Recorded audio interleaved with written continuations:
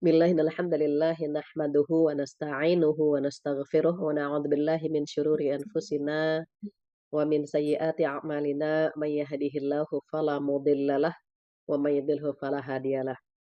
Asyhadu an la ilaha illallah wahdahu la syarikalah wa asyhadu anna Muhammadan abduhu wa rasuluh la nabiyya ba'dah. Alhamdulillah dan alhamdulillah di bulan yang indah, eh, Allah mengumpulkan kita di pagi hari ini, ketika yang lain sedang istirahat, ternyata teman-teman dari IZI semakin semangat untuk hadir dalam pengajian atau dalam majelis ilmu. Mudah-mudahan yang join dalam pengajian hari ini selalu Allah berikan kesehatan, diberikan umur yang panjang, rezeki yang berkah, bisa berbagi di bulan indah. Dan mudah-mudahan apa Amin. yang kita lakukan di bulan Ramadan ini bisa berbuah takwa, bisa mendapatkan stempel ketakwaan dari Allah Subhanahu wa taala dan diterima semuanya oleh Allah Subhanahu wa taala. Amin ya rabbal alamin. Tak lupa salawat dan salam kita sampaikan kepada kekasih kita Rasulullah sallallahu alaihi wasallam, di mana beliau bersabda, "Man shoma ramadhana imanan wa ihtisaban ghufira lahu ma taqaddama min dzambih." Barang siapa yang berpuasa di bulan Ramadan karena keimanan dan keikhlasan, syaratnya dua, ada iman, ada ikhlas. Maka jika kita melakukannya dengan keimanan dan keikhlasan, maka dosa-dosa yang telah lalu terhapus. Masya Allah, kita diminta oleh Allah bersegera dalam dua hal. Apa dua hal ini? Yaitu memohon ampun kepada Allah dan meminta surganya. Allah berfirman di surat Al-Imran ayat 133, A'udzubillahi minasyaitonirrajim, wasari'u ila maghfiratin min rabbikum wa jannah. Bergegaslah kepada ampunan dan kepada surganya Allah yang luasnya seluas langit dan bumi, yang Allah sediakan untuk orang-orang yang bertakwa. Surga itu luasnya seluas langit dan bumi. Dan kalau kita perhatikan, Allah meminta dua hal, yaitu mohon ampun dan mengejar surga. Di bulan ini dua-duanya kita dapatkan. Insya Allah ampunan Allah berikan. Surga pun akan Allah berikan lewat pintu Ar-Rayyan bagi mereka yang berpuasa. Maka berharap sekali Ramadan tahun ini ibadah yang kita lakukan walaupun jauh dari sempurna bisa diterima oleh Allah Subhanahu wa taala sehingga kita bisa mendapatkan ampunan dan juga bisa mendapatkan surga lewat pintu Ar-Rayyan. Kenapa? Karena ujung dari semua ibadah kita, ujung dari semua pengabdian kepada Allah Subhanahu wa taala adalah kembali ke kampung halaman kita, yaitu surga. Dulu nenek kakek moyang kita, ayahanda Nabi Adam dan ibunda Hawa itu berada di surga.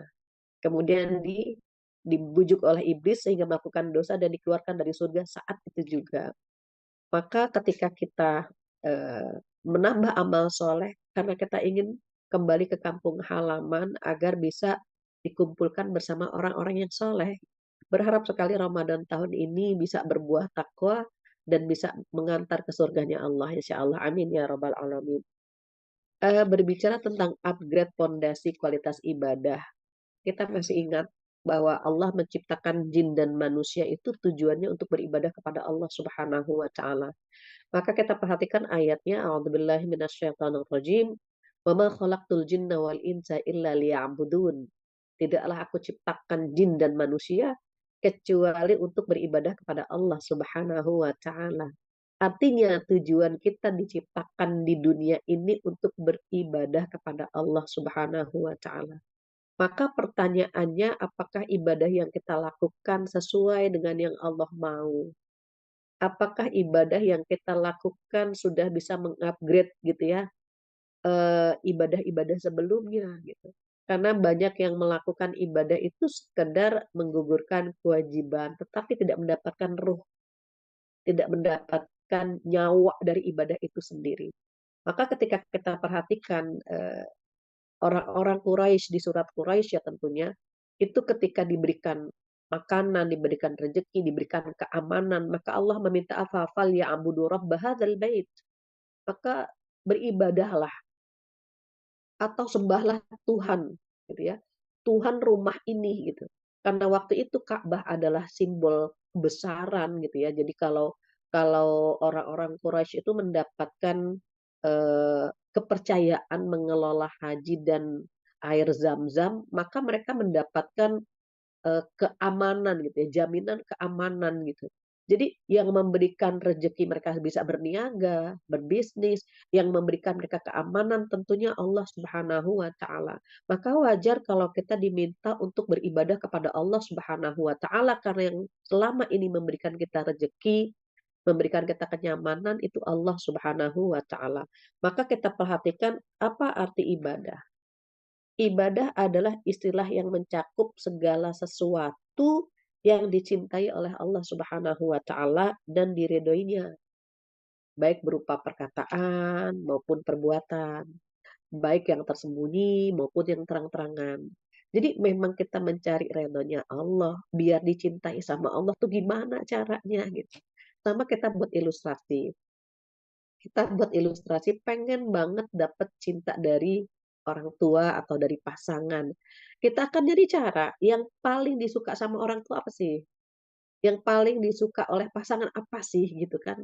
Kita akan nyari cara bagaimana agar orang tua redo atau suami redo sehingga mencintai kita.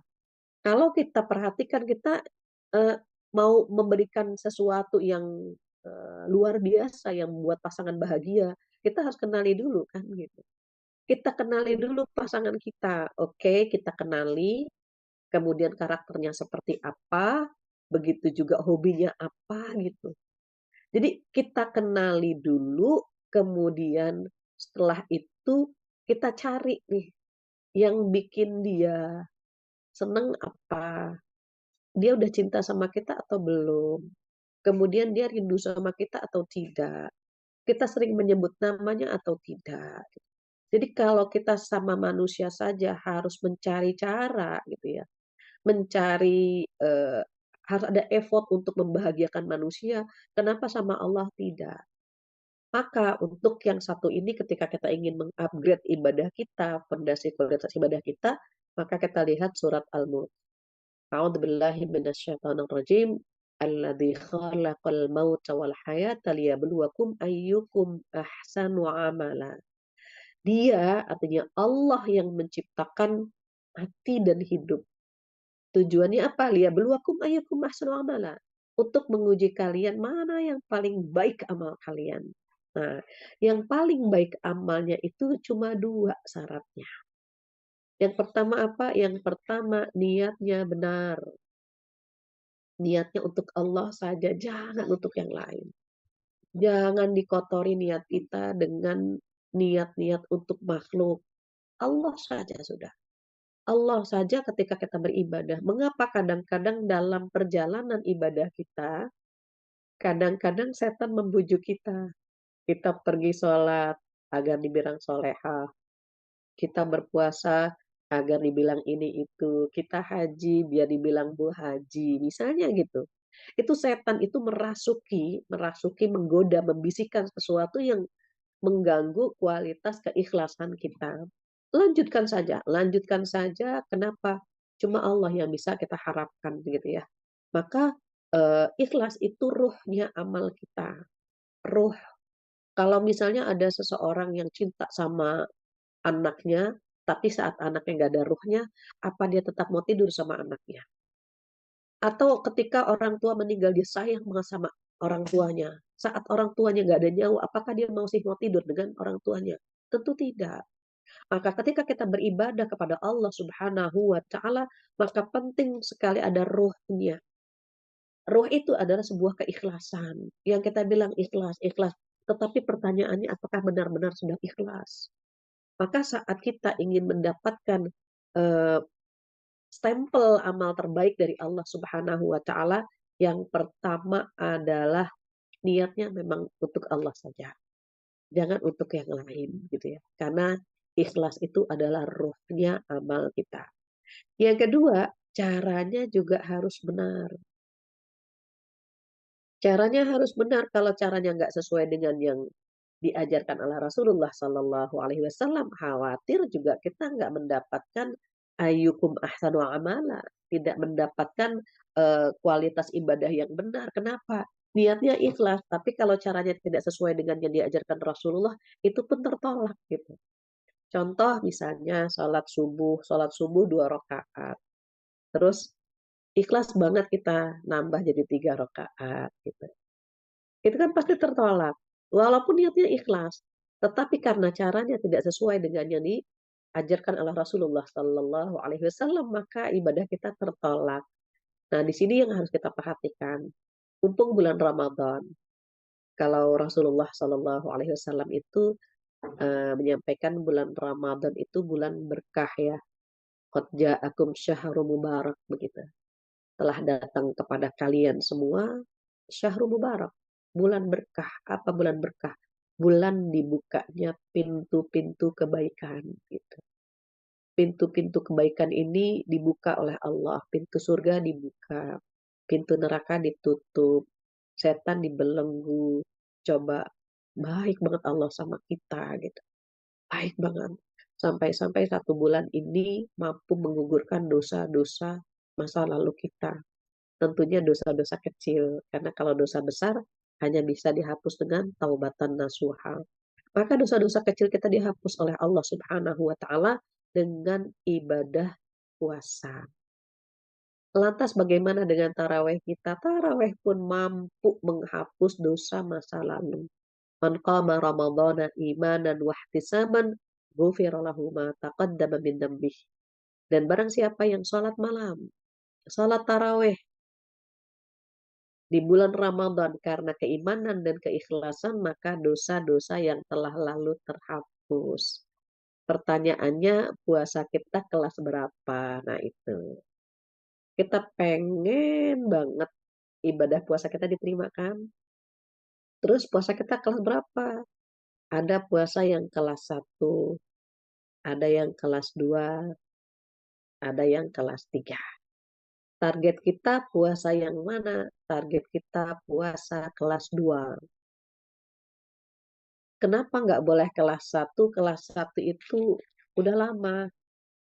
Kita ngaji udah lama, masa masih kelas 1 terus?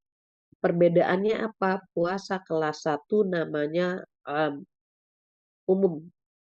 Orang-orang yang puasa di kelas 1 puasanya orang-orang umum. Orang-orang umum bagaimana? Puasanya hanya menahan lapar dan dahaga saja. That's it. Lisannya nggak puasa, matanya nggak puasa, langkahnya juga tidak puasa. Maka mereka even beribadah, even berpuasa, tetapi ngerumpinya masih jalan. Tapi matanya masih memperhatikan lawan jenis yang bukan mahram, mengumbar nafsu, dan begitu seterusnya. Padahal lagi puasa. Jadi kita nggak mau nih puasa-puasa kita, puasa-puasa yang cuma dapat lapar dan dahaga saja, kita nggak mau. Kita takut banget gitu ya, aduh jangan-jangan puasa kita kelas 1 lagi, yang cuma dapat lapar dan dahaga saja. Kenapa kita nggak upgrade ke kelas 2? Kalau kita habis salah istighfar lagi. Kita harus benar-benar berjuang agar sampai di titik puasa kelas 2. Kelas 1 kita tinggalkan. Itu bukan kelas kita lagi. Tidak pantas kita di kelas 1. Maka kita akan berjuang agar mendapatkan posisi puasa di kelas 2. Kelas 2 bagaimana? Oh kelas 2, Masya Allah. Dia menahan lapar dan dahaga, dan juga menahan matanya, menahan lisannya, menahan langkahnya, menahan anggota tubuhnya dari dosa dan maksiat. Maka orang-orang di kelas 2 ini puasanya puasa kelas khusus. Jadi kalau kelas 1 namanya kelas umum. Kelas 2 kelas khusus. Kita lagi ngejar kelas 2 biar dapat kelas khusus gitu ya. Kenapa kita nggak mampu, nggak mau gitu ngejar kelas 3? Oh karena kita nggak mampu. Kelas 3 itu kelasnya orang-orang istimewa. Orang istimewa bagaimana? Bulan Ramadan, orang-orang istimewa puasanya itu benar-benar menyerahkan pikirannya, fisiknya, hatinya untuk beribadah kepada Allah Subhanahu wa taala. Maka orang-orang di kelas 3, orang-orang istimewa, dalam waktu 1 malam bisa menghatamkan Al-Quran 1 kali, di pagi hari menghatamkan Al-Quran 1 kali. Jadi sehari semalam mereka hatam 2 kali. Nggak sanggup kita. Jadi selama sebulan berapa kali hatam? Selama sebulan mereka hatam 60 kali. Kita nggak sanggup di kelas istimewa. Kita hanya bisa mengupgrade kualitas ibadah kita yang dari kelas 1 tadi menjadi ke kelas 2. Harapannya apa? La'allakum tattaqun.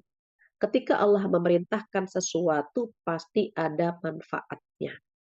Dan ketika Allah melarang kita melakukan sesuatu, pasti ada mudaratnya. Kita perhatikan rukun Islam yang 5. Kita perhatikan rukun Islam yang 5. Anggaplah kita sedang membangun rumah ya, membangun rumah. Ini rukun Islam ini kita buat simulasi seperti kita sedang membangun sebuah rumah. Apa yang pertama kita bangun? Fondasinya. Fondasi itu syahadat. Apakah fondasi kelihatan? Tidak, dia di bawah. Dia tersembunyi. Jadi kalau kita bersyahadat gitu ya, kita mengucapkan asyhadu alla ilaha illallah wa asyhadu anna muhammadar rasulullah, itu bukan hanya di lisan tetapi sampai ke hati. Ada pembenaran, ada pengakuan dalam diri kita bahwa memang kita selama ini mengakui tidak ada Tuhan kecuali Allah saja.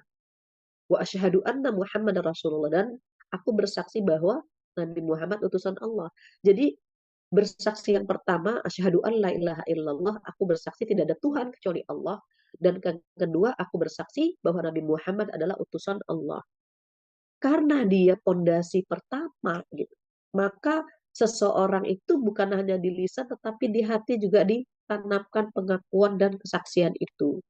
Jika ada seseorang mengucapkan syahadat di lisan, tetapi hatinya menyembunyikan kekafiran, maka disebut dengan munafik. Dan munafik itu ada 2 macam. Munafik ada 2 macam. Ada munafik keyakinan, ada munafik perbuatan. Kalau munafik keyakinan, itu lisannya mengucapkan syahadat, tetapi hatinya menyembunyikan kekafiran. Dia nggak suka dengan Allah, nggak suka Rasulullah, nggak suka dengan Islam, nggak suka dengan Al-Quran. Maka disebut dengan munafik keyakinan. Apa kata Allah? A'udzubillahi minasyaitonirrajim. Innal munafiqina fid darkil asfali minan nar. Sesungguhnya orang-orang munafik itu tempatnya di neraka yang paling bawah. Munafik yang mana? Munafik keyakinan di mana lisannya mengucapkan syahadat tetapi hatinya menyembunyikan kekafiran atau tidak suka dengan Islam, tidak suka dengan Rasulullah, tidak suka dengan Al-Quran dan begitu seterusnya. Sementara munafik yang kedua namanya munafik perbuatan. Kalau munafik keyakinan mengeluarkan pelakunya dari koridor Islam, tetapi kalau munafik perbuatan tidak mengeluarkan pelakunya dari koridor Islam, dia masih seorang muslim. Maka kata Rasulullah, ciri-ciri orang munafik ada 3.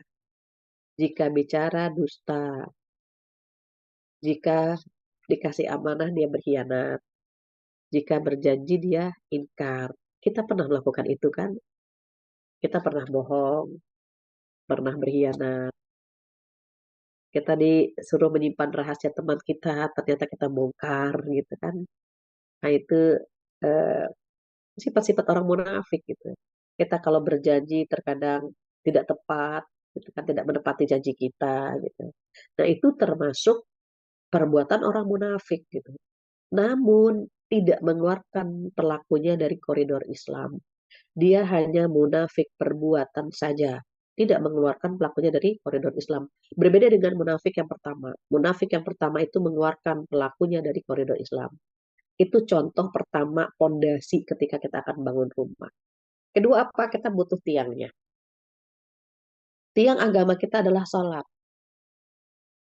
Maka sholat itu diperintahkan oleh Allah Subhanahu wa Ta'ala. Dalam Al-Quran dikatakan, A'udzubillahi minasyaitonirrajim, aqimis shalah, innas sholata tanha 'anil fahsya'i wal munkar. Dirikanlah sholat. Mengapa? Karena sholat itu mampu mencegah perbuatan keji dan munkar. Jadi dengan sholat kita tercegah dari perbuatan keji dan munkar. Pertanyaannya, kenapa kita kadang-kadang sholatnya sudah, tapi kok nggak bisa ngerem dari perbuatan keji dan munkar gitu. Boleh jadi bobot atau kualitas sholat kita yang harus kita sama-sama perbaiki. Kita udah sholat bagus, walaupun kadang-kadang kurang khusyuk gitu ya. Kadang-kadang sholat tapi pikiran kemana-mana. Gak apa-apa, sholat pikiran kemana-mana daripada kemana-mana nggak sholat gitu. Karena memang setan itu selalu menghantam kita saat kita sholat. Jadi baru Allahu Akbar, kita diingatkan dengan dompet kita, dengan tugas kita, dengan agenda kita. Padahal baru Allahu Akbar gitu kan. Nah kadang-kadang pikiran kita mulai menerawang kemana-mana saat kita sholat. Lanjutkan saja sholat kita. Kita lagi belajar khusyuk. Walaupun ternyata baru rokaat pertama khusyuk, keduanya nggak khusyuk. Atau baru rokaat ketiga khusyuk, keempatnya tidak khusyuk. Begitu seterusnya, lanjutkan saja, lanjutkan saja. Karena memang itu usaha kita. Salah satu usaha kita untuk mengupgrade ibadah kita itu agar berkualitas, ya ada kerja keras dan ada latihan. Misalnya belum berhasil juga, fokus menatap tempat sujud. Fokus menatap tempat sujud salah satu cara agar kita bisa meningkatkan kualitas ibadah sholat kita.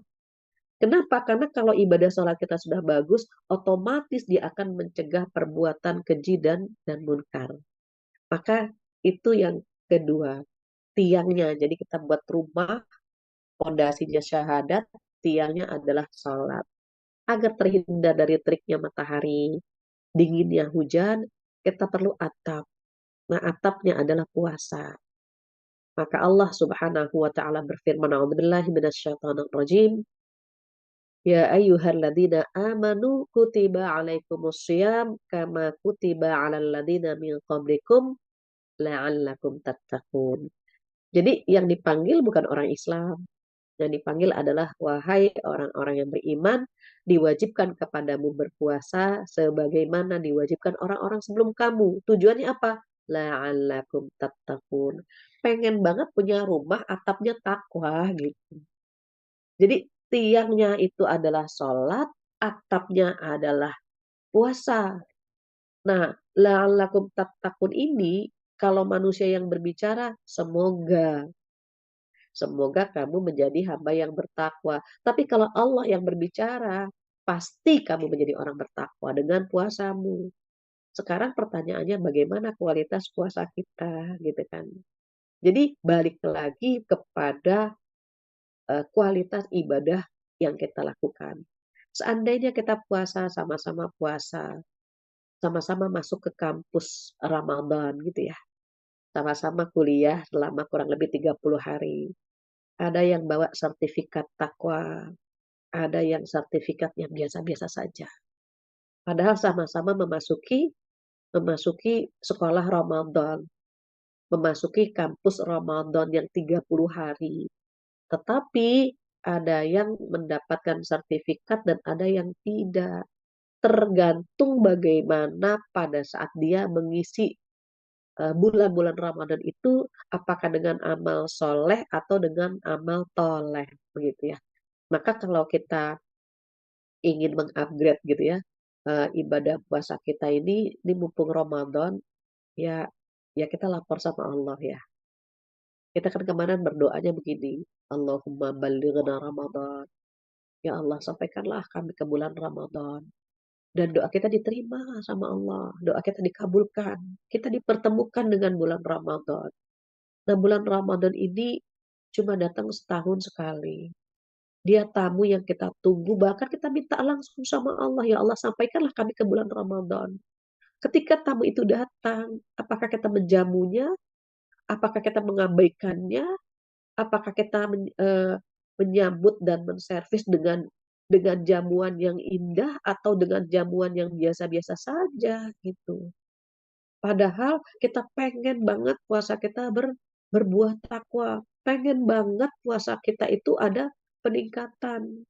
Kadang-kadang kita pengen ketemu sama Ramadan. Setelah dipertemukan oleh Allah dengan bulan Ramadan, jamuan kita ala kadar. Jamuan kita biasa-biasa saja. Sampai kita lupa bahwa kita punya janji mau hatam Quran, mau berbagi, mau takjil dengan fakir miskin. Banyak planning-planning kita yang ternyata belum bisa kita lakukan. Kenapa? Mungkin kemauan kita tidak terlalu kuat untuk mendapatkan detail takwa tadi, gitu. Padahal ada kesempatan yang luar biasa ketika kita bertemu dengan bulan Ramadan. Bulan Ramadan itu benar-benar dibuka pintu-pintu kebaikan. Ampunan dikasih, rahmat Allah dikasih. Kita melakukan ibadah puasa, melakukan ibadah sunnah, itu pahalanya pahala wajib. Melakukan ibadah wajib, pahalanya dilipat gandakan 70 sampai 700 kali lipat. Bahkan bisa lebih dari itu. Dan di bulan Ramadan pula diturunkannya Al-Quran. Al-Quran itu menjadi huda, menjadi petunjuk. Bahkan di bulan Ramadan pula ada satu malam yang kalau kita beribadah, itu seperti kita beribadah selama 83 tahun.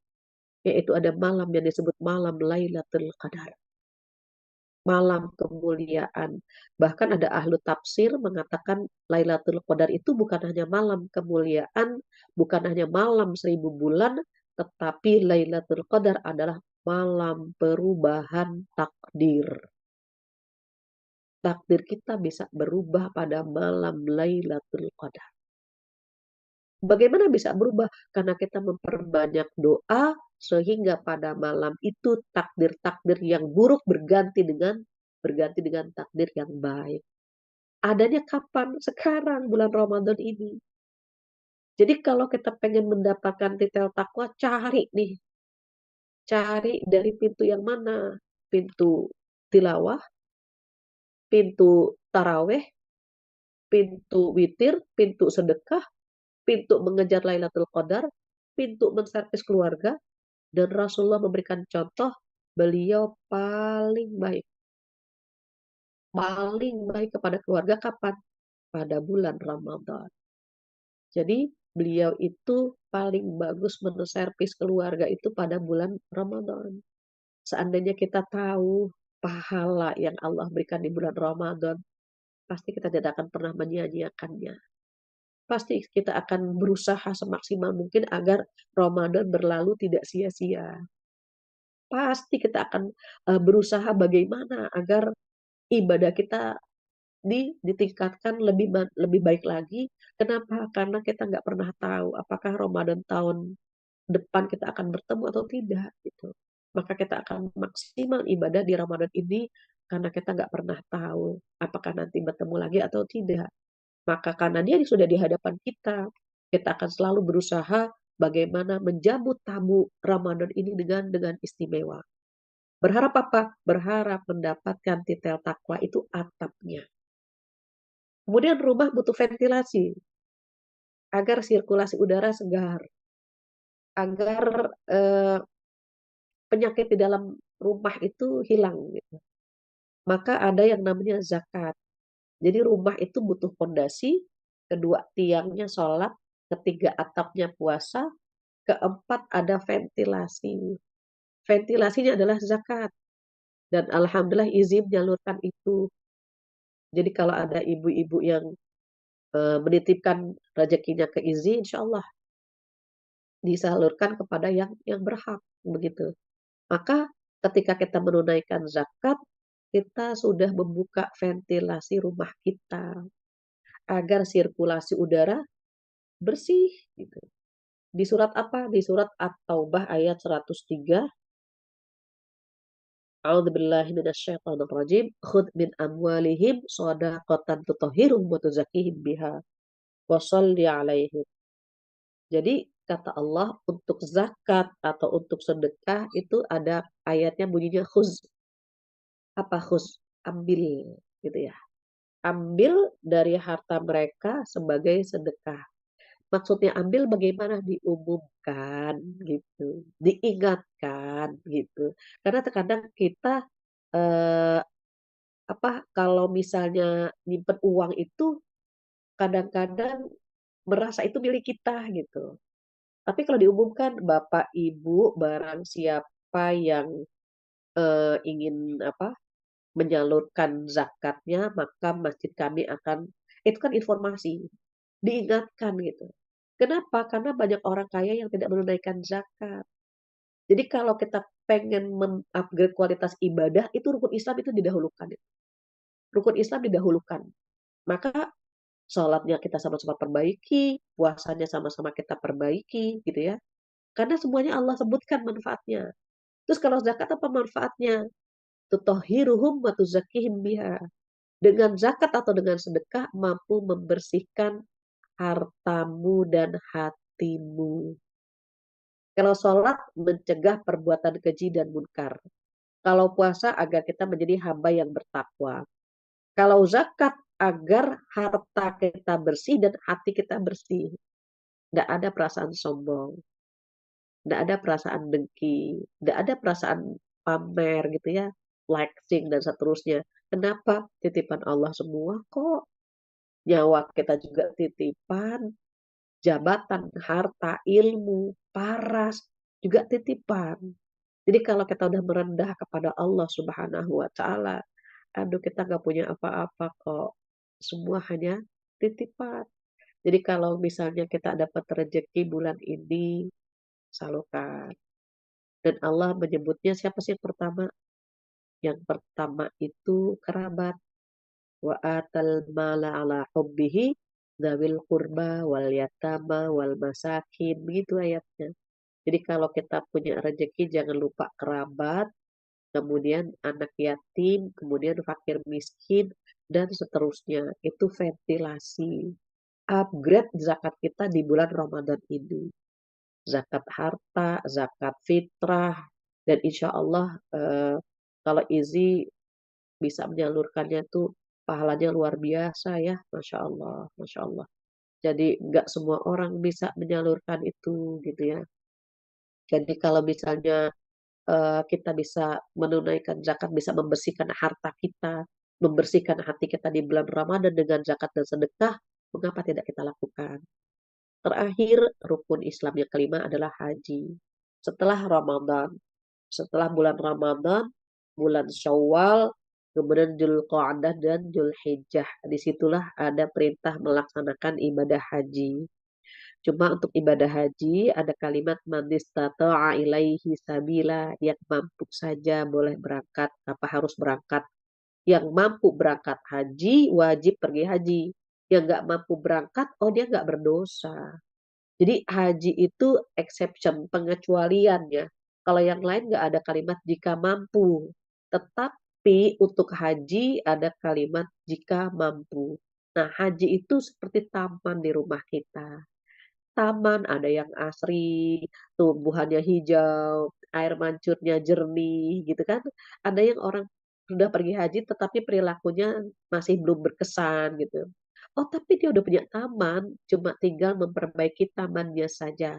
Maka kalau kita ada rezeki, bolehlah penuhi undangan Allah Subhanahu wa taala baik berupa umroh ataupun melaksanakan ibadah haji. Dan itu beda ya.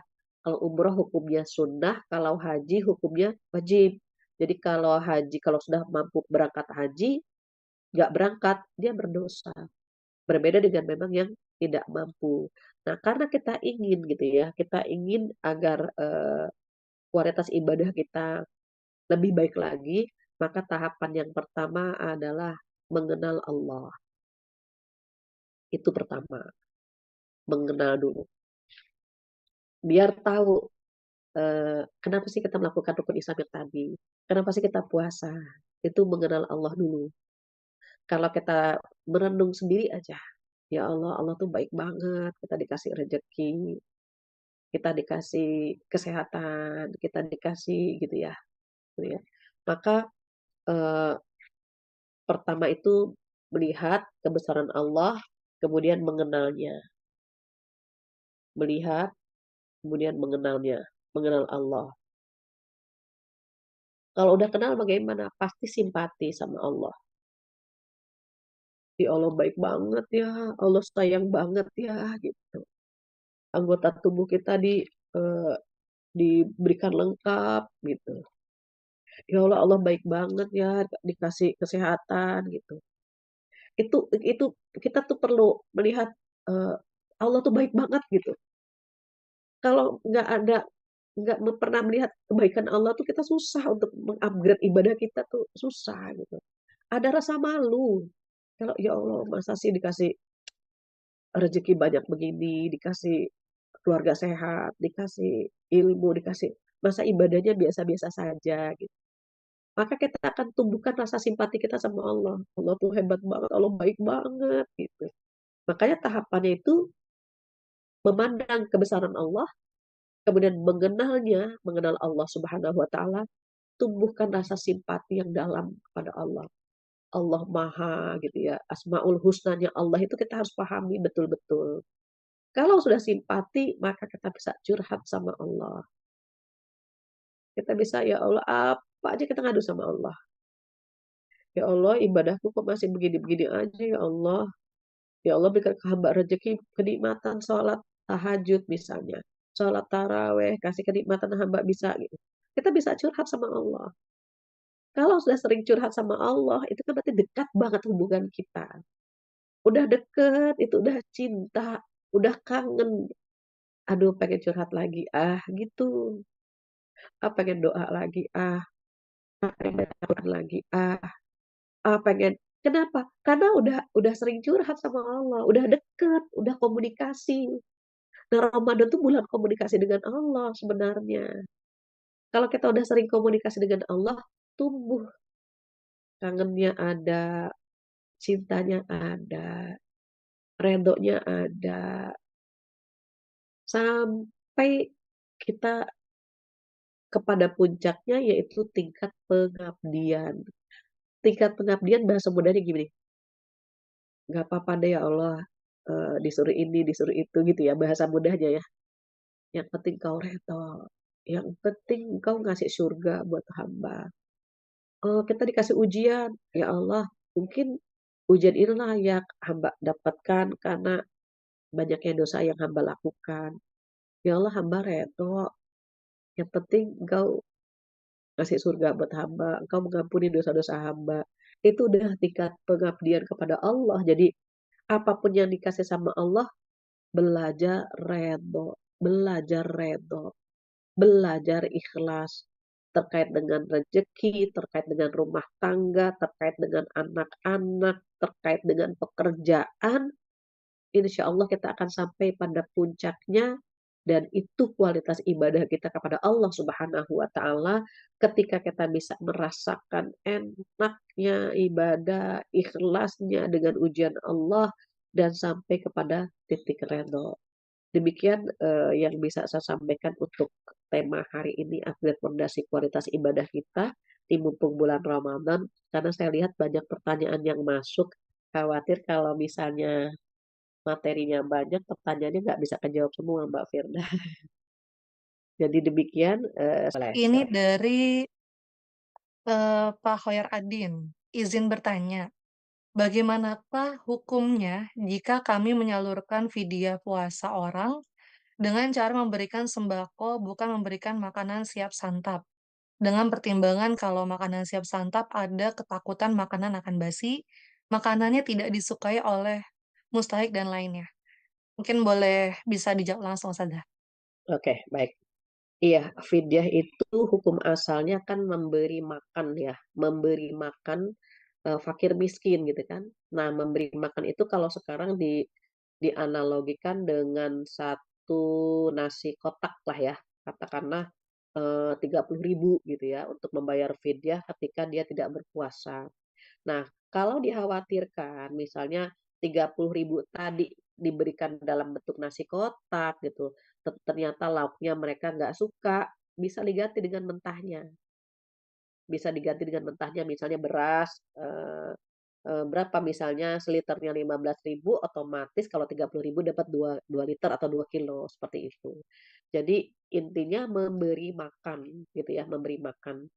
Ada yang berpendapat lebih baik memberi, makan ya, atau makanan ketimbang uang, walaupun boleh juga dalam bentuk uang gitu, dalam bentuk uang juga boleh. Namun Jika dalam bentuk makanan lebih bermanfaat, maka dalam bentuk makanan, baik itu makanan yang sudah dimasak ataupun makanan yang belum dimasak. Maka intinya, eee, nominalnya atau jumlahnya itu sama dengan ketika dia memberi makan orang miskin, demikian, wallahu a'lam.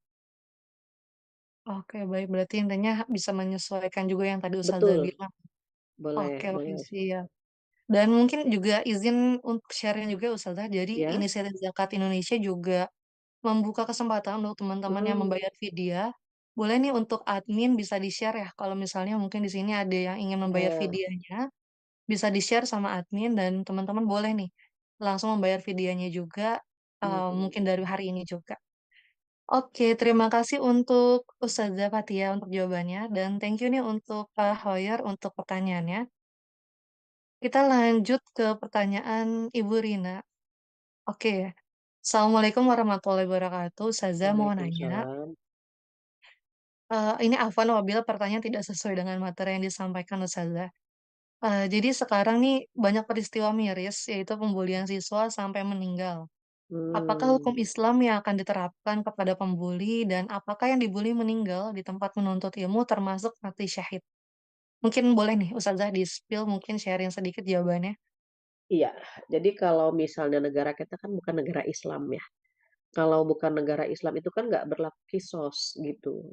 Jadi kalau misalnya ada seseorang wafat gitu ya, kemudian kita bunuh lagi atau kita hukum mati gitu, itu pemerintah yang melakukan. Jadi, kalau kita yang melakukan, kita melanggar HAM kan begitu. Nah, qadarullah negara kita kan bukan negara Islam. Jadi kalau negara Islam itu membunuh kan dibunuh lagi ya, kisos lah, berlaku hukum kisos gitu.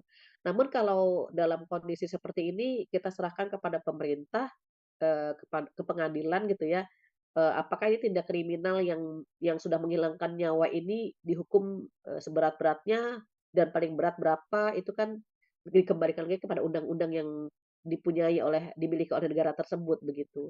Nah, sementara untuk seorang santri, orang yang sedang menuntut ilmu, itu meninggalnya syahid. Iya. Jadi mendapatkan pahala syahid karena sedang menuntut ilmu. Seorang ayah yang mencari nafkah pun sama, ketika seorang ayah mencari nafkah kemudian dalam perjalanan, wafat gitu ya, meninggal, itu pun sama gitu ya. Insya Allah mendapatkan pahala mati syahid, begitu.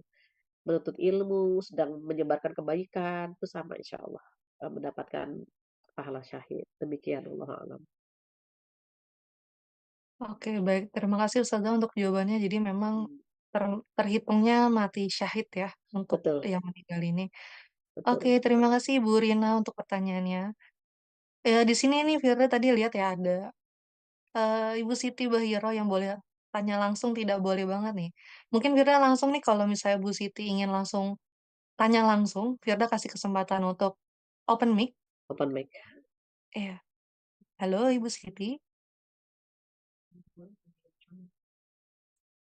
Oke, mungkin sambil menyiapkan dulu ya, open mic-nya ini, kita ke pertanyaan selanjutnya Ustazah ya. Mhm, Kita ke pertanyaan dari Ibu Dania. Saat kita pernah meninggalkan sholat karena kehabisan waktu dan dientar-entar sholatnya sampai tidak terlaksana, apakah mhm. kita harus syahadat kembali? Nah, ini gimana nih Ustazah? Apakah kita harus syahadat lagi atau bagaimana? Mungkin bisa Iya. langsung dijawab Ustazah. Ketika, ada perintah sholat dan kita menundanya gitu ya, itu memang berbeda hukumannya antara malas dengan menentang gitu. Kalau misalnya, "Mbak nggak sholat, aduh lagi malas banget," gitu kan, itu dia berdosa gitu. Tapi kalau menentang, siapa bilang sholat itu wajib misalnya, itu kan berbeda ya gitu, dosanya juga berbeda. Maka saat dia menunda sholat dan akhirnya waktunya habis, maka dia taubat. Taubat saja, nggak perlu mengucapkan syahadat lagi. Dia cukup, taubatan nasuha karena sudah meninggalkan perintah Allah, dan meninggalkan sholat itu dosa besar gitu. Meninggalkan sholat itu dosa besar, maka dia harus bertaubat saja, taubatan nasuha. Syaratnya bagaimana? Taubatan nasuha itu yang pertama syaratnya, dia harus mengakui dosa-dosanya di hadapan Allah gitu ya. Jadi sholat 2 rakaat, kemudian dia mengakui, eee dosa-dosanya, yang kedua menyesali perbuatannya. Ya Allah, hamba menyesal menunda-nunda sholat gitu ya. Dan yang ketiga berjanji untuk tidak melakukan lagi. Jadi dia nggak boleh ngulangin lagi kalau udah taubat begitu. Nah itu taubatan nasuha ya, jadi nggak perlu syahadat lagi tapi cukup dengan taubat saja, begitu. Oke oke, berarti tidak perlu syahadat, tapi taubat. Betul, Tapi kalau misalnya udah taubat dan mengerjakan lagi kembali gimana tuh Ustazah? Berarti taubat taubat lagi lagi berarti ya? taubat lagi, betul. Oke. Ini Mmm. harus diperbaiki kualitas taubatnya ini. Oh yang ditingkatkan kualitas, taubatnya, Iya oke oke. iya, karena kok ngulang lagi gitu kan. Oke oke, baik terima kasih Ustazah untuk jawabannya. Thank you nih untuk, Mbak Dania pertanyaannya juga. Kita oke tadi Ibu Siti ya? Oke, mungkin bisa diklik unmute ya di Ibu Siti, ini kita udah coba ask to unmute ke Ibu Siti. Dari Ibu bisa diklik di Zoom-nya, yang ada mic-nya itu bisa diklik supaya bisa muncul audionya. Nggak oke. Ya berarti nanti kita, lewat chat aja berarti ya? Bisa nanti kita tektokannya. Kita lanjut dulu ya, eee, kita tersusun nih, nyusun dari setelah Mbak Dania tadi, Mhm. kita ke pertanyaan ini agak panjang nih, dari Mbak Dwinanda Aidina Fitrani. Assalamualaikum warahmatullahi wabarakatuh. Waalaikumsalam warahmatullahi wabarakatuh. Izin bertanya, bagaimana hukumnya jika haid memanjang karena ada gangguan hormonal? Misalnya normalnya dia bersih 7 hari, tapi Mhm. memanjang lebih dari 7 hari. Apa dianggap sudah bisa sholat dan puasa karena di luar kebiasaan, meski dalam kondisi mens darah masih ada? Lalu kalau siklus haidnya memendek, misalnya normalnya 28 hari, jadi maju 14 hari, bersihnya hanya 7 hari. Apa ini juga dianggap darah istihadah, bukan darah haid karena dianggap sakit bukan fisiologis. Jadi bisa tetap sholat, karena ragu apa dengan kondisi berdarah-darah sah sholatnya, tapi juga kalau haid memanjang ibadah seperti sholat dan puasa akan tertunda banyak. Baik, mungkin bisa di-sharing nih Ustazah kira-kira untuk Iya jawaban dari Mbak Dwinanda. Silakan Ustazah. iya, terkait haid, kalau darah istihadah itu apa sih gitu. Ada 2 pendapat terkait darah istihadah. Yang pertama, darah istihadah itu adalah darah yang melebihi kebiasaan. Misalnya tadi, haid biasa 7 hari, gitu ya. Kemudian karena banyak pikiran, karena hormonal dan seterusnya, sehingga haidnya melebihi 7 hari. Nah, ulama yang pertama berpendapat di luar kebiasaan dia, berarti hari ke-8, ke-9, dan seterusnya, itu bukan darah haid. Kenapa? Karena biasanya dia 7 hari saja. Pendapat kedua, dia dihitung haid.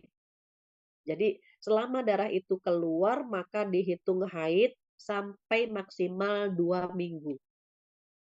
Jadi itu darah istihadah ya yang pertama di luar kebiasaan, kalau misalnya biasanya 7 hari, tiba-tiba bisa 12, yang melebihi kebiasaan itu darah istihadah, artinya bukan darah haid ya. Dia mandi, kemudian dia ibadah, melakukan ibadah yang diwajibkan seperti sholat, puasa, dan seterusnya. Tapi ada ulama yang berpendapat yang kedua, enggak, itu di darah haid, itu bukan darah istihadah, dihitung maksimal itu 2 minggu. Jadi kalau udah 14 hari, maka besoknya hari ke-15 walaupun masih keluar darah haid, maka dianggap bukan darah haid. Kenapa? Karena maksimal cuma 2 minggu saja. Nah, dari masa, haid ke haid lagi, berarti masa suci, itu minimal 13 hari. Jadi kalau misalnya, sudah 2 minggu masih keluar darah, ya sudah mandi gitu. Karena maksimal tuh, 2 minggu atau 15 hari ya. Jadi hari ke-15 itu sudah mandi hadas besar, dia wajib puasa, dia wajib sholat, nanti dihitung lagi, minimal 13 atau 14 hari. Kalau sebelum 13 hari sudah haid, maka itu dianggap tidak haid. Karena masa suci itu minimal 13 atau 14 hari. Nanti tolong diperhatikan, dilingkari di kalender ya, berapa lama kita haid dan ketika baru 7 hari sudah haid lagi, itu bukan darah haid. Tapi boleh jadi itu darah istihadhah di mana hormonal kita tidak sedang stabil ya, tidak tidak stabil sehingga masa suci kita jadi pendek ya, jadi sebentar gitu ya. Padahal yang sehat itu 13 atau 14 hari saja. Jadi dianggap darah tersebut bukan darah haid sampai ketemu 13 hari. Demikian wallahu a'lam. Oke, baik Ustazah. Mungkin, sambil menyambung ya Ustazah, itu biasanya Iya, kalau untuk para wanita atau perempuan iya, yang sering istihadah tuh tadi karena ada hormonal ya, itu betul. biasanya apa karena kecapean aja atau mungkin ada penyebab lainnya Ustazah kalau istihadah itu? Bisa karena stres, bisa salah makan, bisa karena ada mohon maaf ya, ada biom atau kista itu, mensnya jadi nggak teratur gitu. Makanya sebetulnya kalau Allah sudah ngasih kode, udah ngasih sinyal, entah itu keputihan yang berlebihan, entah itu mens atau haid yang berlebihan, sebenarnya itu sinyal dari Allah bahwa kita harus periksa rahim kita, periksa kandungan kita, karena keputihan maupun kemerahan yang berlebihan itu kode ya, sinyal dari Allah, khawatir rahim kita tidak baik-baik saja, begitu. Baik baik Ustazah, berarti kita juga emang harus cek juga kondisi Betul, rahim kita juga ya, kalau misalnya mungkin betul, kalau sering istihadah. Oke, baik. Terima betul. kasih Ustazah untuk jawabannya. Dan terima kasih juga untuk Dwi Nanda untuk pertanyaannya ya. Kalau misalnya mungkin masih ada yang ditanyakan, boleh banget nih Kak Dwi Nanda ngechat lagi. Nanti bisa langsung ditanyakan ke Ustazah lagi gitu. Insyaallah. Oke, kita lanjut ke pertanyaan selanjutnya dari Kak Nia Widayanti. Assalamualaikum Ustazah. Waalaikumsalam. Mengulas tentang malam Lailatul Qadar yang salah satu keutamaannya mengubah takdir. Nah, di Betul. situ apakah takdir buruk menjadi takdir baik bagi yang memohon saja atau bagaimana Ustazah? Mohon maaf boleh dijelaskan? Iya, Boleh langsung eee, dijawab. boleh. Jadi gini, kita kita tahu ya di dalam Al-Qur'an itu garansinya kan dari Al-Qur'an langsung ya. A'udzubillahi minasyaitonirrajim, "Inna anzalnahu fi lailatul qadar." Gitu ya. Sungguhnya Al-Qur'an itu kami turunkan pada malam Lailatul Qadar. Al-Qur'an yang diturunkan pada malam Lailatul Qadar itu adalah Al-Qur'an yang dari Lauhul Mahfuz ke Baitul Izzah. Lauhul Mahfuz itu di mana? Di langit ketujuh. Baitul Izzah di mana? Di langit ke-1.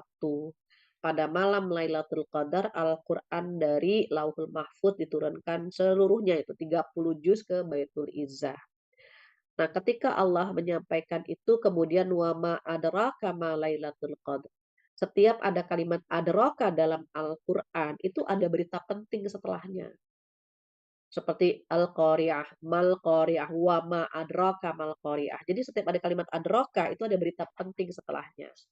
Nah, ketika Allah Subhanahu wa taala menjelaskan tentang Lailatul Qadar itu dikatakan keutamaan yang pertama Lailatul Qadri khairum min alfi syahr gitu kan.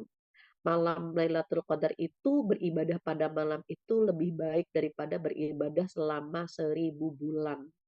1000 bulan itu sama dengan 83 tahun.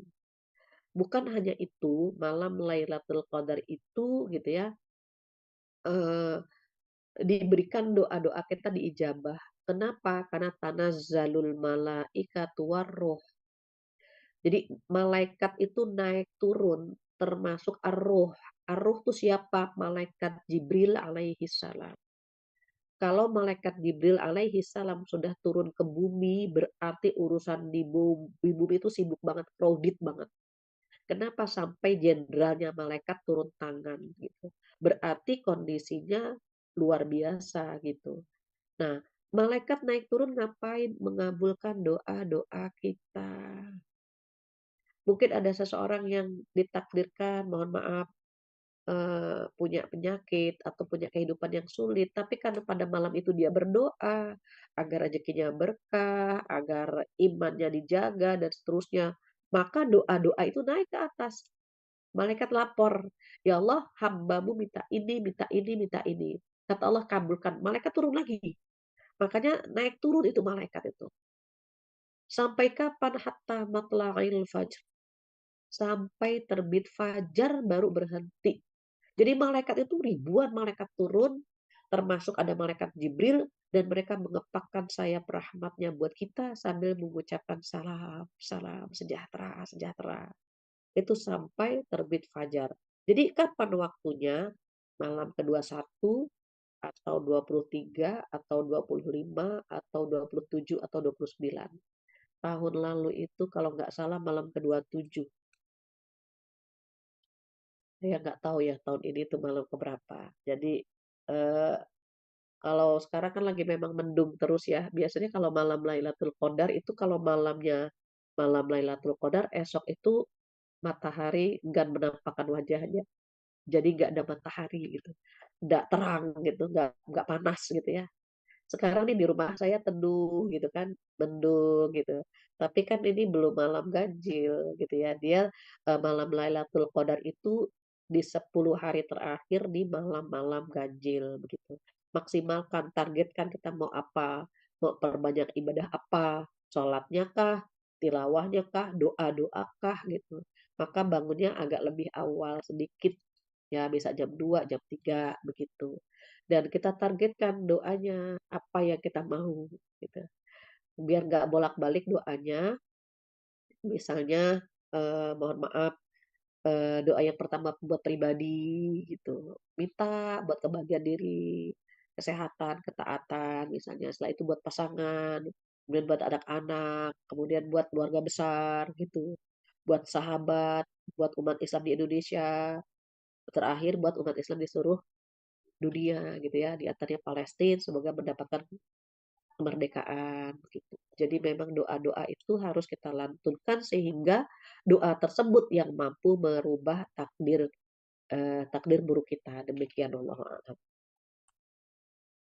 Oke, baik. Berarti, di Lailatul Qadar ini intinya berarti bisa juga ya takdir buruk ini merubah jadi Betul. takdir baik dan bahkan ustazah tadi juga udah sharing nih ciri-cirinya. Kalau tahun kemarin tuh tanggal 27 ya, ini tahun ini kita nggak tahu nih kalau orang awam yang kayak Firda mungkinnya apa bisa tahu nih kira-kira kalau cuacanya tadi ustazah bilang betul juga ya, lagi mendung Iya, nih, jadi kita nggak tahu nih susah. mataharinya Iya, susah kan gitu. Jadi kalau bisa dimaksimalin ya kita ustazah di akhir bulan betul. Ramadan. Oke. Betul. Siap Ustazah, thank you banget Ustazah untuk jawabannya, dan Iya, untuk sama-sama. Mbak Nia, thank you banget untuk pertanyaannya juga ya.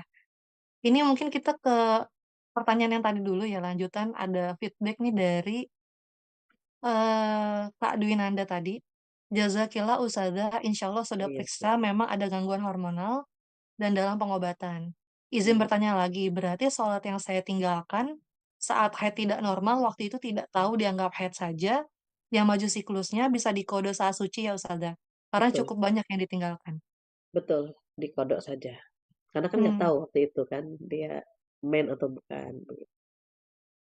berarti diperkirakan juga ya berapa hari di Ya, kode gitu ya.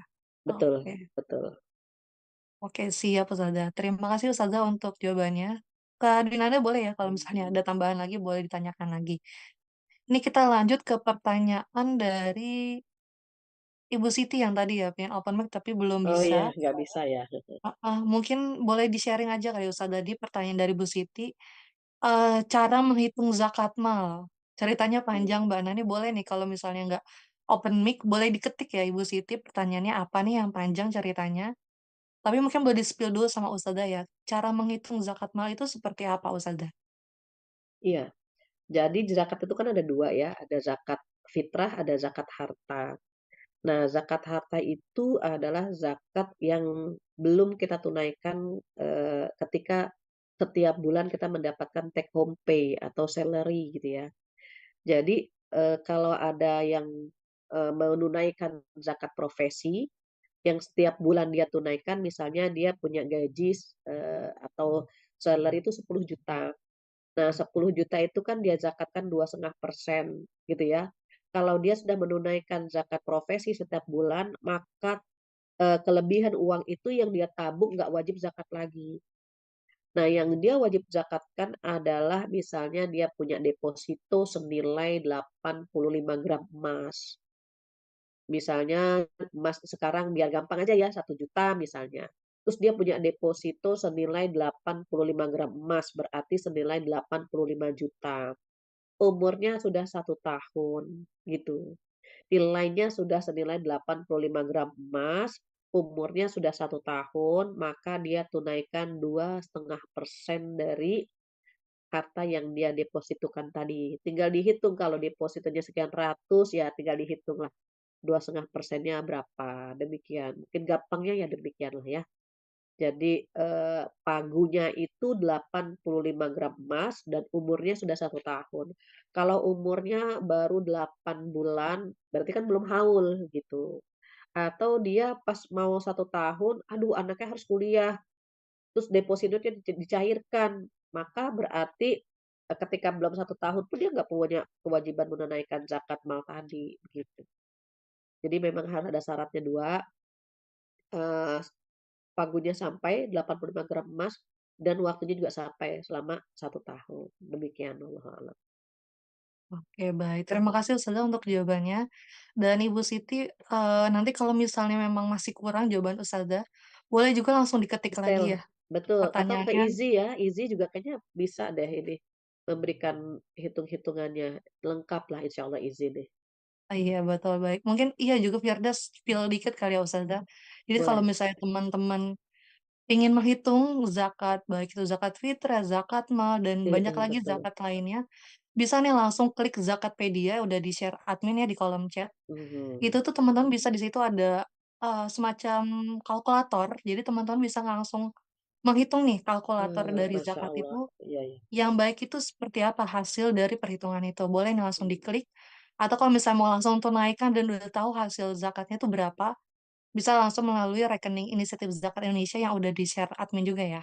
mhm. Oke, terima kasih Ustazah untuk jawabannya, dan Ibu Siti terima kasih untuk pertanyaannya ya. Kita lanjut ke oh ini ada yang raise hand dulu, mungkin kita dahulukan yang raise hand untuk bisa diskusi nih. Boleh, Baik, Ibu Mega bisa open mic? Oh iya, alhamdulillah. Eee Afwan, izin off kamera. ya. Ya. Assalamualaikum Ustazah, Waalaikumsalam warahmatullahi wabarakatuh. mau bertanya, tadi disinggung masalah zakat ya. Seumpama seperti ini Ustazah, penghasilan dari rumah kos, ya, Mhm mmm, mau cerita sedikit, sebelumnya aktif ya, aktif, eee, zakatnya gitu ngeluarin setiap bulan.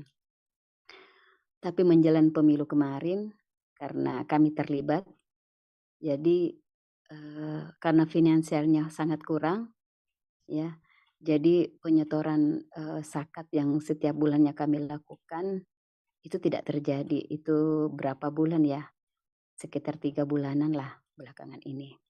Nah, dengan tidak menyetor infak bulanan, walaupun penghasilannya di bawah 5 juta, hasil dari rumah kos dan bayar kredit ke bank itu kurang lebih 4 juta.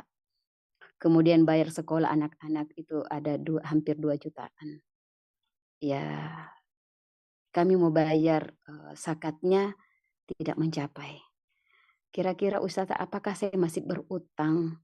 Beberapa bulan yang lalu saya tidak bayar, kemudian ke depannya saya ada sedikit kelebihan rezeki.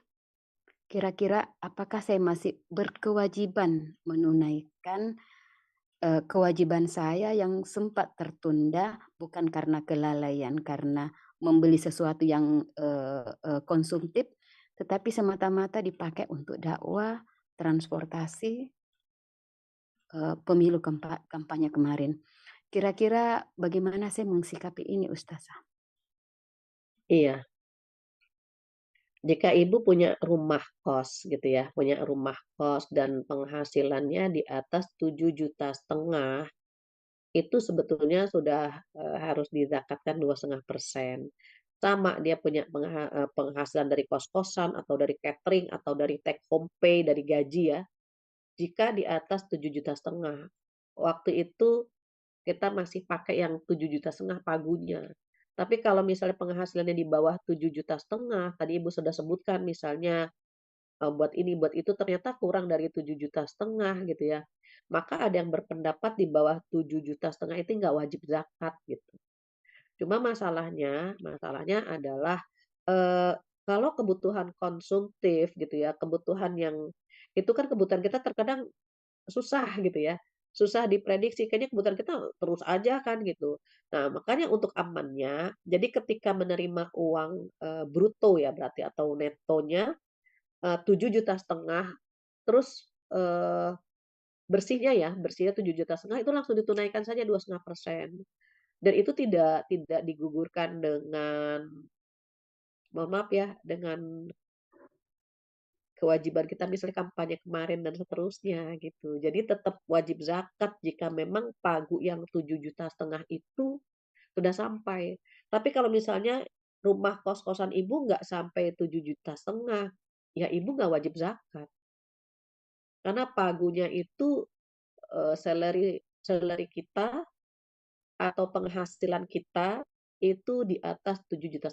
Bahkan ada yang sampai kepada angka 8 juta gitu. Jadi kalau misalnya nggak sampai 8 juta penghasilan per bulan kita itu nggak wajib zakat. Artinya kita nggak berdosa dengan gitu, dengan tidak ditunaikannya zakat. Namun kalau ternyata di atas 7,5 juta atau di atas 8 juta, kemudian kita tidak menunaikan zakat, maka kita anggap ini sebagai utang yang harus kita lakukan gitu ya. Jadi di berapa bulan nih kita nggak menunaikan zakat gitu. Oh, karena kampanye 3 bulan kemarin kita nggak menunaikan zakat, maka tinggal kita hitung saja. Tinggal kita hitung berapa bulan yang tidak kita tunaikan, maka kita rapel untuk kita tunaikan. Demikian wallahu a'lam. Karena tetap Ya, berbeda ya, sedekah dengan zakat itu berbeda. Sedekah itu betul, tidak menggugurkan zakat, betul, begitu. betul. Ya, maaf saya sambung lagi, Ustazah. Em, Alhamdulillah kalau rumah kosnya penuh lebih dari 8 juta. Dan insya Alhamdulillah. Allah ya kemarin tertunaikan.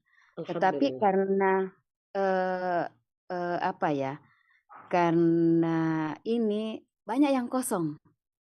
Seperti itu Ustazah. Oke. Maksudnya tidak terisi. Oh, Nah, berarti nggak sampai pagunya dong, Bu? ya itulah maksudnya kan namanya rumah kos Ya, orang kan tidak selamanya 10 betul. tahun tinggal. Betul, betul. Gitu. Ada orang ini mungkin bulan ini mencapai pagunya, kemudian bulan depan karena mereka kemudian keluar tidak mencapai. Nah, Betul, saya betul. mengikuti aja hitungan itu karena memang di kami ada ketentuan 8 juta itu 8 juta ke atas itu Iya, 4%. 8 juta ke bawah itu 0,5% gitu. 6 juta, 6, sampai 6 juta ya itu kami hitung seperti itu. Dan alhamdulillah itu selalu tertunaikan seperti itu. alhamdulillah. Cuman belakangan ini kebetulan juga karena kondisi memang lagi kosong, kemudian kami Betul, juga sangat membutuhkan dana untuk dipakai dakwah, seperti itu. betul. Jadi kemudian begini Ustazah, orang kan itu bayar tidak bersamaan. Maksudnya kan tidak bersamaan. Iya, iya, Bayar itu pada saat mereka masuk. Nah, jadi kami menerima tidak full sekaligus kita terima betul, 8 juta atau 5 juta tidak, betul. tetapi kadang 6,5. Putus ya sinyalnya. Disinilah yang kami merasa betul keteteran karena di samping ada Mbak, keputusan Mbak Firda, di saya nggak jelas ini suaranya. Eh, Halo Ibu Mega, ya. pertanyaannya tadi feedbacknya putus-putus Ibu, mungkin boleh diulang Oh lagi gitu, tadi. ya jaringan saya kurang bagus, ya. Iya. Eh, Nah ini udah eh, aman nih. eh, itu ya karena tidak, mesti dalam penerimaan pembayaran rumah kos itu tidak bersamaan. Jadi kadang, tapi kalau yang langsung memang ada 2-3 orang kemudian langsung bayar, ya alhamdulillah kami langsung menunaikan pembayaran eh, zakatnya gitu. Kami langsung keluarkan pada saat itu. Seperti itu Ustazah. Iya, Cuman baik, Bu. beberapa bulan belakangan ini aja. Jadi nanti kalau saya hitung mencapai pagunya ya tetap saya berkewajiban Ya, mengeluarkan nunya ya, insya Allah betul, Ustaz. betul. Jadi kalau nggak sampai pagu nggak wajib ya, Bu. Oh iya. Tapi kalau kami tetap mengeluarkan maksudnya karena ingin membersihkan hak orang lain yang ada sama kita, itu tidak menzalimi diri atau gimana tuh Ustazah? Kalau misalnya kita melakukan kewajiban, kita kan mendapatkan pahala. Kalau kita misalnya tidak punya kewajiban, terus kita jalankan gitu ya, sebetulnya itu mungkin, kita kalaupun tidak menunaikan nggak berdosa. Cuma pertanyaannya kita, merasa terbebani nggak gitu. Karena kan kita juga tidak dalam Al-Quran dikatakan dalam bersedekah itu tidak tidak boleh terlalu pelit dan tidak boleh terlalu boros gitu kan ayatnya. Jadi standar-standar saja mengapa ada pagu, kenapa ada haul gitu kan. Karena memang, kita dianjurkan bersedekah itu tidak terlalu, israf ya, tidak terlalu berlebihan dan tidak juga terlalu kikir, di tengah-tengah antara keduanya, begitu anjuran Allah Subhanahu wa taala. Artinya ibu nggak wajib zakat kalau memang belum sampai pagu gitu. Tapi kalau ibu mau Nah, hitungan sedekah, pagunya ya itu tadi boleh-boleh 7 saja. juta ya? 8 7 juta. juta. Heeh, 7,5 juta atau Oh, 8 8 juta. juta. Iya. Tapi kalau di bawah aturan yang kami dapatkan di bawah 8 juta 0,5% dikeluarkan pagunya anunya zakatnya. Sebetulnya belum Ibu. 2,5% itu Bisakah seperti? 2,5% Oh, itu dari 7,5 juta atau dari 8 juta. Katakanlah kalau 2,5% dari 8 juta paling berapa ya? Jadi sekitar sesuai dengan 300-an, dua. ya sekitar itulah. Iya. Jadi kalau belum sampai Tapi pagu kalau ya nggak seumpama apa-apa. di bawah nilai 7,5 juta itu atau 8 juta itu di kami ada aturan 0,5%. Bisakah seperti itu? Ikuti aturan itu aja Bu. Ikuti aturan apa? Ikuti aturan zakatnya saja. Oh, begitu. 2,5% dari pagu, dah itu aja. Oh iya. Iya. Ini kayaknya udah ngantri nih, tadi saya baca komentar nih. Iya, silahkan. Ya, betul. Oke, baik. Mungkin Jazakumullah khairan, jazakumullah Iya, khairan. amin. baik Ibu Mega, terima kasih ya untuk pertanyaannya. Dan mungkin boleh juga nih sharing teman-teman kalau misalnya ada konsultasi seputar zakat, apapun zakatnya itu ya, fitrah, mal, ataupun zakat penghasilan juga, boleh nih nanti bisa langsung bertanya juga melalui inisiatif Zakat Indonesia ya. Oh iya, Bisa betul. melalui nomor, iya betul, melalui nomor yang nanti mungkin bisa di-share sama admin, ataupun melalui sosial media inisiatif Zakat Indonesia. Karena insya Allah di situ kita akan terbuka ya kalau misalnya teman-teman mau bertanya, Betul. dan ada pihak dari IZI juga diawasi oleh BKS, itu Badan Kepatuhan Syariah, yang insya Allah Hmm. bisa menjawab pertanyaan-pertanyaan seputar zakat juga. Oke, ini kita lanjut ke pertanyaan. Kalau tadi tuh di kolom chat ya, ini juga ada di Q&A nih Ustazah Ya, dari Ibu Nurlaili Mafiro. Assalamualaikum. Waalaikumsalam. Ustazah izin bertanya, bagaimana ya menghadapi seorang suami yang beliau tidak pernah percaya akan doa istri, dan rezeki suami itu ada pada bagaimana beliau memperlakukan istrinya, dan beliau lebih percaya akan doa ibunya, sekalipun ibunya melakukan hal yang salah. Apakah benar jika sudah menikah itu doanya istri lebih mustajab daripada doa ibunya? Mungkin bisa langsung dijawab saja. Iya, doa ibu, doa istri sama Semuanya kuatnya. saja. Jadi kalau misalnya doa ibu untuk anak-anaknya disebut nama anaknya satu persatu setiap malam, insya Allah mustajab. Doa anak ke orang tua, doa orang tua ke anak, itu tidak ada dinding pembatas untuk dikabulkan doa-doanya. Jadi kalau kita menyebut nama anak-anak kita setiap malam, Allah kabulkan. Begitu juga ketika kita mendoakan orang tua kita. Nah, suami istri itu ada ikatan batin yang luar biasa. Yang mendampingi kita selama ini kan pasangan. Kita punya orang tua, tapi yang mendampingi kita adalah pasangan.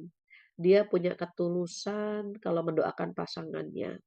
Ditatap wajah pasangan yang sedang tidur, didoakan, disebut namanya. Maka insya Allah doa itu pun akan dikabulkan. Jadi doa seorang hamba untuk saudaranya tanpa diketahui oleh saudaranya, karena dia mendoakan itu lebih mustajab. Misalnya saya mendoakan Teh Firda, tanpa sepengetahuan Teh Firda, itu lebih mustajab begitu. Jadi doa siapapun dengan ketulusan yang luar biasa gitu ya, dengan permohonan yang luar biasa itu Allah kabulkan. Bukan berarti doa istri itu nggak dikabulkan, doa ibu dikabulkan. Jadi semua doa dikabulkan, jangankan istri, teman saja, teman kepada temannya itu dikabulkan. Ketika kita mendoakan teman kita tanpa sepengetahuan dia, itu Allah kabulkan. Jadi, titip salam untuk suami gitu ya, bahwa kebahagiaan suami saat ini, kesuksesannya suami saat ini, boleh jadi ada doa istri yang setiap malam menyebut namanya, begitu. Allahu a'lam. Oke, baik. Berarti mungkin, dibicarakan atau dikomunikasikan Betul, lagi ya Ustazah ya, betul supaya betul. semakin engage lagi nih sama suaminya. Oke, Iya, terima kasih Ibu Nurlaili untuk pertanyaannya. Kita lanjut ke pertanyaan selanjutnya Ustazah, dari Bu Tufon Mardatun. Assalamualaikum Ustazah, waalaikumsalam. ayah saya almarhum selama hidupnya tidak pernah puasa, karena Mmm, beliau kurang mendapat ilmu agama. Apakah saya sebagai anaknya bisa mengkodok puasa yang ditinggalkan almarhum? Boleh langsung dijawab, iya. Ustazah.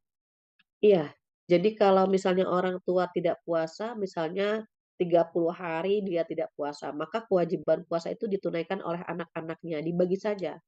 Anaknya ada berapa, maka anak-anaknya yang membayar qada orang tuanya, jika masih memungkinkan.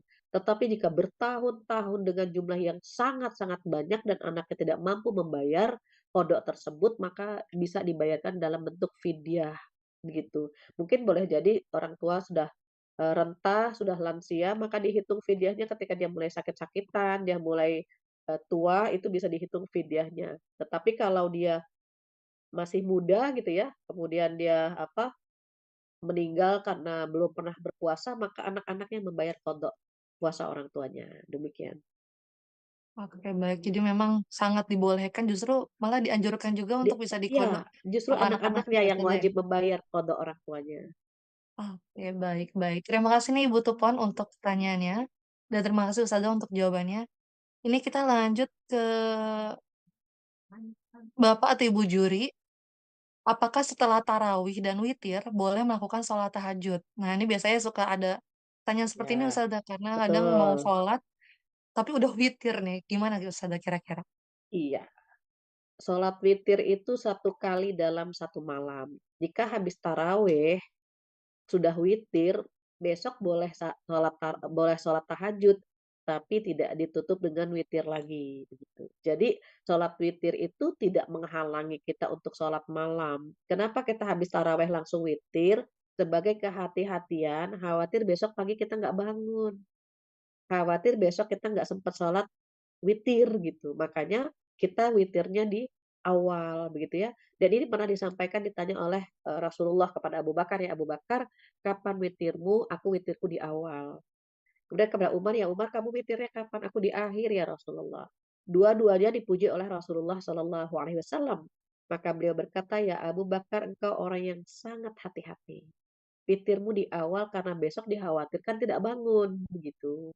Engkau ya Umar orang yang sangat istiqomah karena yakin besok bangun, maka witirnya diakhirkan. Jadi intinya sholat witir itu tidak menghalangi sholat tahajud, cuma sholat witir hanya ada satu kali dalam satu malam begitu. Jadi kalau udah witir setelah taraweh, besok sholat tahajud nggak perlu witir lagi, begitu. Insya Allah demikian. Oke, berarti intinya juga kita masih bisa untuk melakukan sholat tahajud besoknya Bisa, ya Ustazah ya? bisa, bisa. Oke, apalagi ini juga terhitungnya ibadah, jadi insya Allah Iya, masih diperbolehkan ya. betul, Oke, betul. siap. Baik, terima kasih Ustazah untuk jawabannya. Thank you nih untuk Bapak atau Ibu juri ya untuk pertanyaannya. Kita ke pertanyaan jadi Ustazah selain di Zoom juga, kita ada live nih di YouTube Inisiatif Zakat Indonesia, Inizia TV. Ini ada pertanyaan juga dari Kak Ayu Stefani. Pertanyaannya, Assalamualaikum Ustazah, mau tanya, bulan Syawal bolehkah bayar hutang puasa selang-seling dengan puasa Syawal? Mungkin boleh langsung dijawab Ustazah, karena memang kadang suka ada juga yang terbagi pendapatnya. Kira-kira Ya, harus diselesaikan dulu kodonya atau Syawal dulu nih Ustazah? Iya, untuk membayar qadha itu fleksibel ya. Jadi kalau misalnya Syawalnya tuh sudah tinggal sedikit gitu ya, kita puasa Syawal dulu. Karena kalau puasa Syawal harus di bulan Syawal. Kalau qadha kan bisa di bulan lain begitu. Maka kalau misalnya kita punya Syawal, aduh cuma tinggal 10 hari, sementara bulan Syawal kan 6 hari gitu ya. Maka untuk kondisi seperti ini maka diusahakan Syawal dulu. Tapi kalau kita punya waktu banyak begitu, kalau kita bayar kodok dulu baru Syawal pun masih terkejar, maka kodok dulu baru Syawal. Jadi yang kita perhatikan berapa Syawal yang tersisa. Jika Syawal yang tersisa masih masih lama, masih banyak, maka kodok dulu baru Syawal. Tetapi karena kita misalnya keliling, muter-muter, aduh Syawalnya tinggal sekian, belum kita datang bulan misalnya gitu ya. Syawalnya tinggal mepet nih, maka kita puasa Syawal dulu baru bayar kodok gitu. Fleksibel lah intinya. Selama masih bisa melakukan puasa bayar Syawal gitu ya, maka diusahakan di bulan Syawal itu kita puasa Syawal gitu. Kalau bayar kodok kan kita masih punya bulan lain gitu ya. Kalau puasa Syawal memang harus di bulan Syawal saja. Jadi fleksibel kondisi waktu yang kita punya, demikian. Oke, berarti fleksibel dan kalau misalnya ada yang niatnya misalnya itu di bulan Syawal, niat puasanya bulan Syawal, niatnya qadha di bulan Syawal itu juga masih oke juga ya Ustazah ya? Ada yang berpendapat tidak bisa disatukan. Jadi kalau puasa Senin Kemis masih bisa disatukan dengan Syawal niatnya. Tapi kalau, puasa qadha, misalnya kita bayar qadha sama puasa Senin Kemis, itu masih bisa gitu. Tapi kalau puasa Syawal dengan qadha itu enggak, karena hadisnya begini, barang siapa yang berpuasa 1 bulan penuh plus ditambah 6 hari di bulan Syawal gitu. Jadi dia terpisah, jadi barang siapa yang berpuasa 1 bulan penuh ditambah 6 hari di bulan Syawal, kan begitu. Jadi kalau misalnya niat Senin Kemis boleh digabung, qadha sama Senin Kemis mungkin bisa. Tapi kalau qadha dengan Syawal, banyak ulama yang mengatakan tidak bisa. Kenapa? Karena hadisnya itu memang terpisah gitu ya. Barang siapa yang berpuasa 1 bulan penuh di bulan Ramadan dan gitu ya, 6 hari di bulan Syawal, maka seakan-akan dia berpuasa selama 1 tahun. Ngitungnya kan gampang ya, kalau misalnya setahun itu kan 365 hari gitu. 1 bulan itu kan 30, pahalanya kan sama dengan 300 gitu kan. Tambah 6 hari, 6 kalau pahalanya 10 kali lipat kan jadi 60 gitu kan, jadi 360 begitu. Nah 5 harinya kemana? 5 hari ini dilarang puasa kan kita, Idul Fitri, Idul Adha, dan 3 hari tasyrik, begitu. Makanya kita berpuasa 1 bulan penuh, 30 hari, pahalanya kan sama dengan 300, tambah 6 hari sama dengan 60, begitu. Jadi pahalanya seperti kita berpuasa selama 1 tahun. Mbak Firda nih nggak terasa jam 11, jadi saya rasa ini jawaban terakhir mungkin ya untuk pertemuan hari ini. Oke, siap siap. Karena ada janji lagi. Oke, siap, baik. Ini ada satu pertanyaan lagi sih, oke baik. Oh, siap, Berarti siap. Satu lagi ya? satu lagi kali ya Ustazah ya, Boleh, dari boleh, boleh. Ibu Indriani. Eh Ustazah, jika Lailatul Qadar malam ganjil, mohon arahannya karena ada yang mulai puasa hari Senin tanggal 11 dan 12. Bagaimana dengan malam Lailatul Qadarnya? Oh iya, malam ganjilnya adalah malam ganjil kita, bukan malam ganjil tetangga. Jadi kita nggak mikirin malam ganjil di Saudi, malam ganjil di Amerika, nggak. Malam ganjilnya kita. Kalau kita puasanya, lebih awal berarti ganjilnya berbeda kan dengan yang gitu ya. Artinya ya kita fokus dengan malam ganjilnya kita, yang punya kita gitu aja. Jadi nggak memikirkan malam ganjilnya fulan, fulanah, terus di negara sana bagaimana. Allah bisa saja menjadikan malam itu Lailatul Qadar, semua tuh bisa gitu ya buat Allah. Tapi, Allah ingin melihat kita maksimal gitu ya di 10 hari terakhir dengan harapan bisa bisa apa ya, bisa, lebih lebih semangat gitu ya, lebih semangat ketika kita di 10 hari terakhir, demikian. Wallahu a'lam. Baik, Baik, terima Ibu-ibu kasih Bu. sholehah, ya sama-sama. Ya.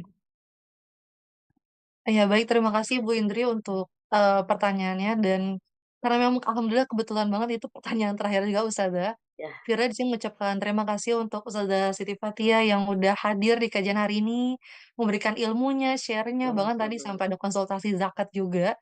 Terima kasih banyak nih Ustazah Fathia untuk hari sama-sama. ini. Semoga ilmunya juga Amin, barokah dan juga untuk amin, amin. keluarga juga sama, dan semoga selalu diberikan banyak kesehatan juga Ustazah untuk bisa Amin, terus amin, Masya Allah. banyak menebar dakwah juga ya Ustazah ya. Betul, Amin amin, ya amin. rabbal Doa yang sama buat Teh Firda ya, insya Allah.